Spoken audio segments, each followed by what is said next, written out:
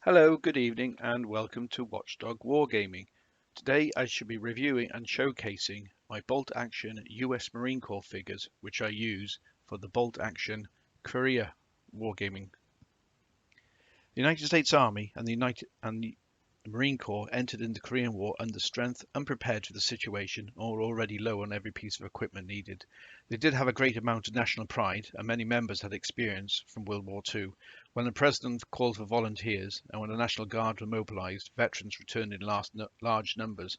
Often these were salty old veterans who came grumbling, but they answered the call to duty, and good that they did, because the US Army and the Marine Corps needed the experience and the men.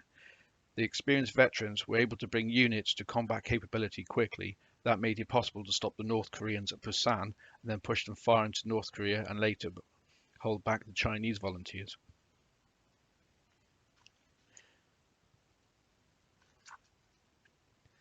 With the bolt action rules, the US Army Special rules have not changed greatly since the end of World War II. Much of the equipment is the same at the start of the Korean War, as is the doctrine.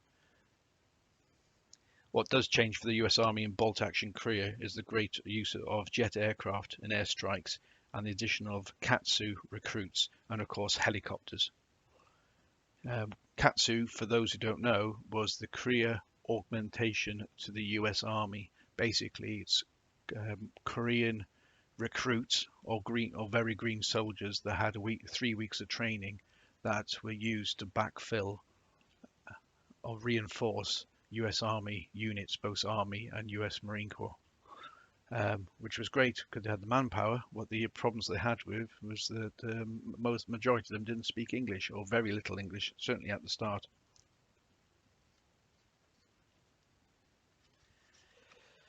So using the Korea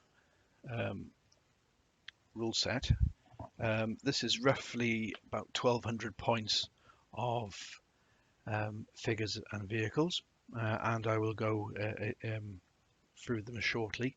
So we have Squad 1, Squad 2, Squad 3, and Squad 4. In the squads, we have a mixture of, so you have a leader, a bar automatic rifle,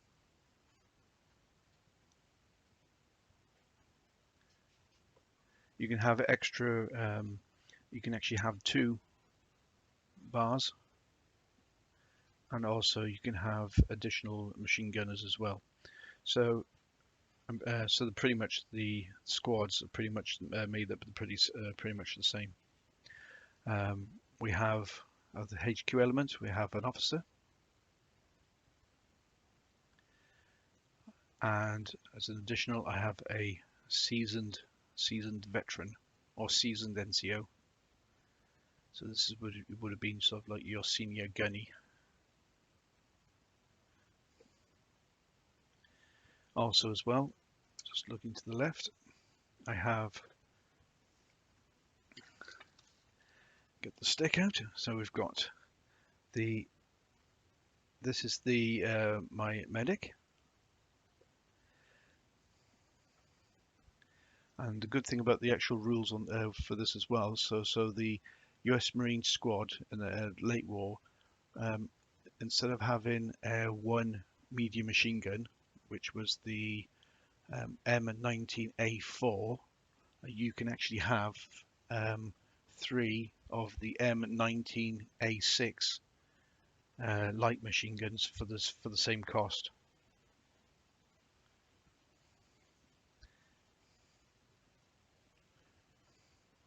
Yeah, this is my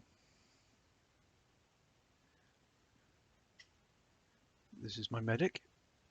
It's working on somebody who's got a head wound. So instead of a single figure, I just turned it into a sort of bit of a diorama.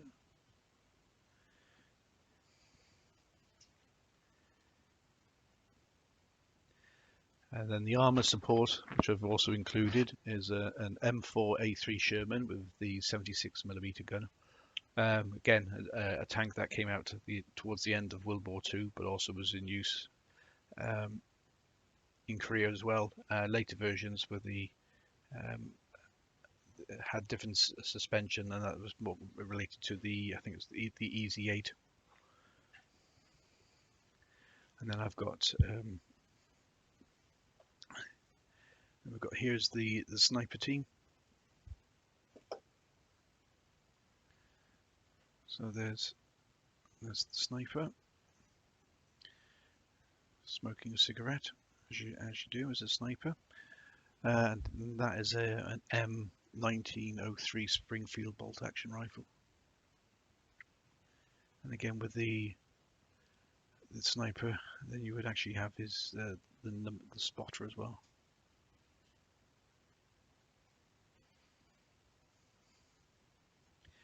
This is one of the LMG teams.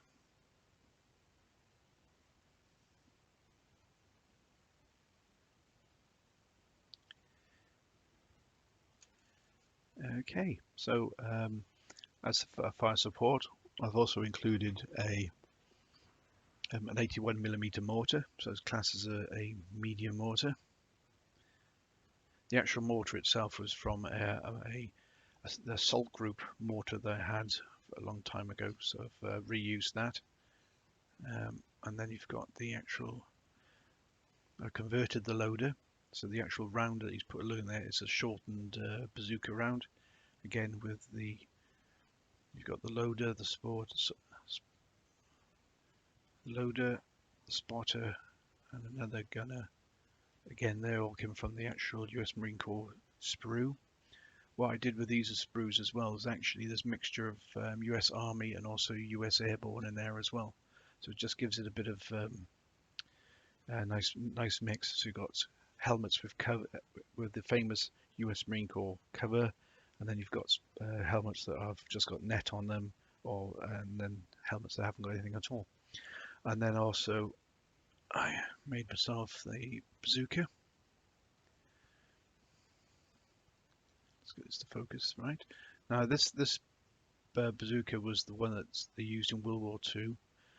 Later they came out with the M20 bazooka, the super bazooka, and that could take on T-34s or anything that the Chinese and the North Koreans certainly had, and that fired a 3.5-inch shaped charge. And again, so another one I converted is the loader for it, carrying around.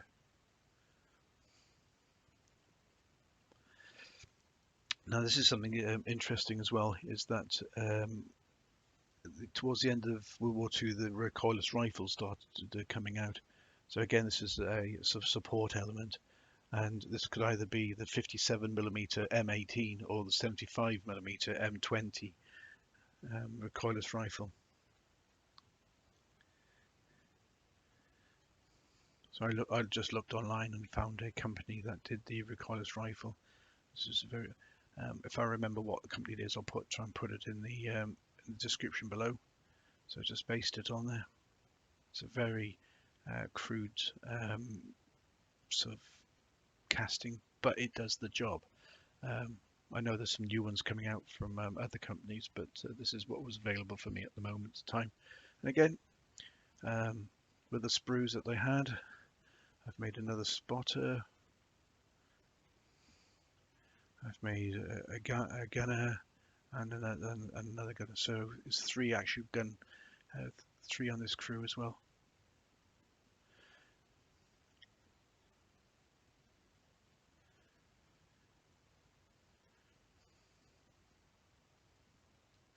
And that counts as if I remember rightly, it counts as an artillery piece. And then talking of artillery, the last people I have is actually my spotter and the number 2.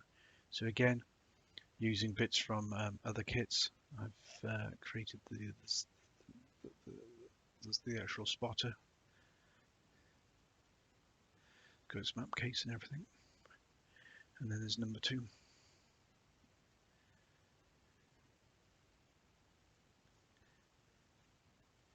So at the moment, this is all my US Marine Corps. I do have lots of other vehicles and armor that will go with this. Eventually, one thing I do want is to get a flamethrower team, and also the dog handlers. So again, it's when you look at the figures out here, it's very similar to what would the US Marine Corps would have been wearing or carrying or firing at the end of World War II, which went into Korea and later on.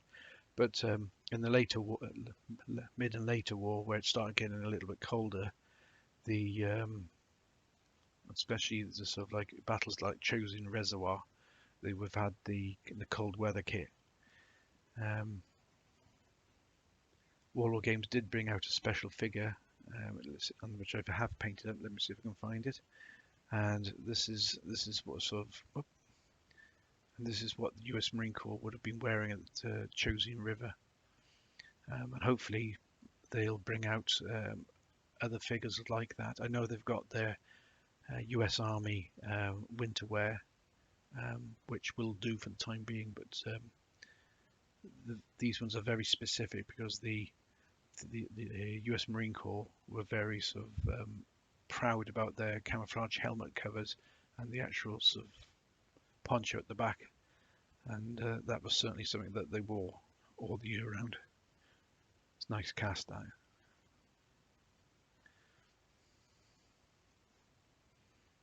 Let's get back into focus. What I will do is I'll try and upload some of the actual pictures of these using my proper camera and put those on my Facebook page for Watchdog Wargaming. But if you like and subscribe, if you like what I'm doing, don't forget to like and subscribe below. And yeah, so this is my US Marine Corps for use in Korea Wargaming.